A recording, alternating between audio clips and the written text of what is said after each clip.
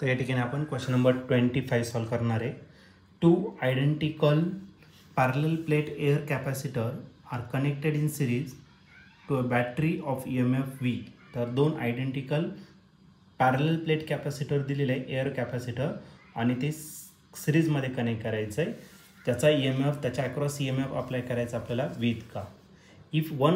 If one of the capacitor is completely filled with dielectric material of constant K.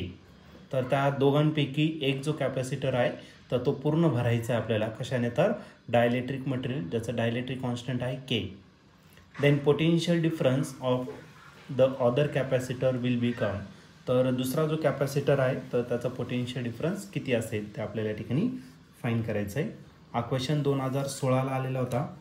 याच्या 4 ऑप्शनपैकी पहिलं जे option आहे ए ते आहे K divided by V in bracket K+1. B option आहे KV divided by K+1. C option आहे K-1 divided by KB आणि D option आहे V divided by K in bracket K+1. तर या 4 ऑप्शनपैकी या क्वेश्चनचा करेक्ट आन्सर काय असणार आहे. चला तर आपण याला सॉल्व करूया आणि मग डिसाईड करूया. तर या क्वेश्चनमध्ये 2 identical parallel plate air capacitor दिलेले आहे आणि ते दोन्ही सिरीजमध्ये कनेक्ट करायचं आणि त्याला एक बॅटरी लावायची आहे. त्याचं EMF आहे V इतकं. त्यापैकी आता पुढे अजून एक कंडिशन दिलेलं आहे. त्याच्यापैकी एक जो कॅपॅसिटर आहे तो कम्प्लिटली फिल्ड करायचा डायलेक्ट्रिक मटेरियल ज्याचं कॉन्स्टंट आहे K इतकं. तर आपल्याला पोटेन्शियल डिफरन्स फाईंड करायचं अदर कॅपॅसिटरचं म्हणजे ज्याच्यामध्ये डायलेक्ट्रिक मटेरियल आपण टाकलेलं नाही आहे त्याचं काय करायचं आपल्याला पोटेन्शियल या ठिकाणी फाईंड करायचं आहे. ओके, तर मी फिगर काढतो या ठिकाणी. तर आपल्याला एक काय दिलेलं आहे तुम्हाला 2 कॅपॅसिटर दिलेलं आहे. फर्स्ट कॅपॅसिटर असेल आणि त्याच्या सिरीजमध्ये आपल्याला दुसरा कॅपॅसिटर दोन्ही आयडेंटिकल आहे पण दोन्ही एअर कॅपॅसिटर आहे. याला आपल्याला एक बॅटरी कनेक्ट करायचं. आताचा पॉझिटिव्ह टर्मिनल झाला आणि निगेटिव्ह आणि याचं जे पोटेन्शियल आहे तर ते पोटेन्शियल दिलेलं आहे तुम्हाला किती तर V इतकं त्याचं पोटेन्शियल दिलेलं आहे. हा कॅपॅसिटर झाला तुमचा C1 आणि हा कॅपॅसिटर झाला तुमचा C2 इतका. C1 आणि C2 हे सुरुवातीला काय होते एअर कॅपॅसिटर होते. मग आपला C1 जो असणार आहे तर त्याचा कॅपॅसिटन्सचा फॉर्म्युला A ε0/d राहील आणि जो C2 आहे त्याचा कॅपॅसिटन्सचा फॉर्म्युला काय राहणार A ε0K times divided by D. कारण की याच्यामध्ये पूर्ण डायलेक्ट्रिक आपण मटेरियल टाकलेलं आहे. ओके, मग हा जो C2 आहे A ε0/d तो म्हणजे C1 राहतो आणि राहिला रिमेनिंग टर्म करायला तर तुमचा K. मग आपला C2 जो आहे तो किती असणार तर C1 × K एवढं काय असणार आपलं C2 असणार. आता आपल्याला काय सांगितलं याच्यामध्ये आपण डायलेक्ट्रिक मटेरियल टाकलं म्हणजे दुसरा कॅपॅसिटर म्हणजे C1 त्याच्या अक्रॉस किती पोटेन्शियल राहणार आहे ते आपल्याला या ठिकाणी फाईंड करायचं आहे. बघा याचं टोटल पोटेन्शियल किती आहे V. याच्यातून एकच चार्ज तुमचा फ्लो होणार आहे किती तर Q इतका. याच्यातून पण तेवढाच फ्लो होईल याच्यातून पण तेवढाच. मात्र याच्या अक्रॉस जे पोटेन्शियल राहणार आहे V1 ते डिफरंट राहील आणि याच्या अक्रॉस जे पोटेन्शियल राहणार ते राहणार डिफरंट कारण की सर्व आपण सिरीजमध्ये कनेक्ट केलेलं आहे. म्हणजे हा जो टोटल पोटेन्शियल V तो आपला काय भेटणार तर V1 + V2 या दोन्ही पोटेन्शियलचे आपल्याला काय करावं लागणार ॲडिशन. मग फ्रॉम गिवन कन्सेप्ट चार्ज तुमचे सेम फ्लो होत आहे म्हणजे याचा अर्थ काय Q1 = आपण काय कन्सिडर करणार Q2 या ठिकाणी कन्सिडर करणार. आणि जर तुम्ही Cचा जर फॉर्म्युला घेतला तर Cचा फॉर्म्युला काय Q/V आणि Q जर घेतला तर तो काय असेल CV. ओके, मग Q1 आहे मग याला काय करा C1 V1 कन्सिडर करा आणि याला काय कन्सिडर करा C2 V2 या ठिकाणी आपण कन्सिडर करू शकतो. ओके, मग याच्यावरून आपल्याला पोटेन्शियलचं रिलेशन या ठिकाणी भेटून जाईल.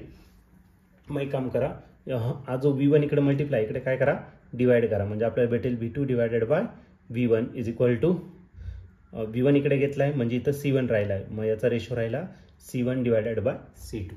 ओके, आता आपल्याला काय फाईंड करायचं आहे V1 हा फाईंड करायचा राईट ना.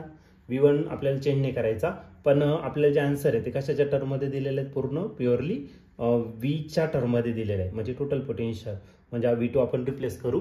मग या टर्ममध्ये आपण एक सिंपल स्टेप करू शकतो कंपाऊंड करू शकतो. ओके, कंपाऊंड करू शकतो. मग आपण लिहिणार बाय कंपाऊंड याचा अर्थ काय जी डिनॉमिनेटरची टर्म आहे ती न्यूमरेटरमध्ये काय करायची तुम्हाला ॲड करायचं. मग आता डिनॉमिनेटरला काय V1 तो न्यूमरेटरमध्ये ॲड करा V2 + V1 total divided by V1. Similarly इकडे पण तसंच करायचं C1 + C2 आणि डिवायडेड बाय काय असणार तर तुमचं C2. पण V2 प्लस V1 जर घेतला तर V2 प्लस V1 म्हणजेच आपला काय असतो V. तर आपण त्या ठिकाणी पुट करणार V2 प्लस V1च्या जागी आपण V ने रिप्लेस करणार V आणि डिवाइड बाय काय राहिला तुमचा V1 as it is. Okay, C1 me as it is लिहिणार, पण जो C2 आहे त्या C2च्या जागी मी C1K लिहिणार आणि टोटल डिवाइड बाय परत C2 आहे, C2च्या जागी पुन्हा C1K लिहिणार मी. ओके, तर याला जर सिम्प्लिफाईड जर केलं तर न्यूमरेटरमधून आपलं कॉमन येणार आहे काय C1.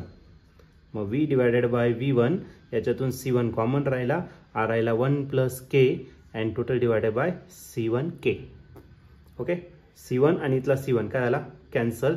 आता याचा आपण काय करू शकतो तर रेसिप्रोकल किंवा मग डायरेक्ट सिम्प्लिफाईड करा. V divided by V1 is equal to 1 plus K and total divided by K.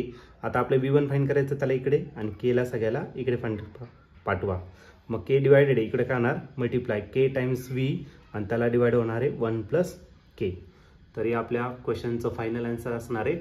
आणि या ठिकाणी ऑप्शन जर बघितलं तुम्ही तर ऑप्शन नंबर बी जो आहे तो या ठिकाणी आपला करेक्टली मॅच होतोय. मग या क्वेश्चनचं जे आन्सर असणार आहे ते ऑप्शन बी. फक्त याला सिम्प्लिफाईड केलेलं आहे, सिम्प्लिफाईड करून त्याने KV लिहिलं आहे आणि इकडे फक्त K स्टार्टिंगला घेतला आहे आणि 1 नंतर लिहिलेलं आहे. मग आपलं जे पोटेन्शियल आहे V1 ते राहील KV divided by K plus 1. आणि या ठिकाणी ऑप्शन जर बघितलं तर ऑप्शन नंबर बी जो आहे तो या ठिकाणी करेक्टली मॅच होतोय. मग या क्वेश्चनचा आन्सर असेल ऑप्शन बी म्हणजेच KV divided by K plus 1.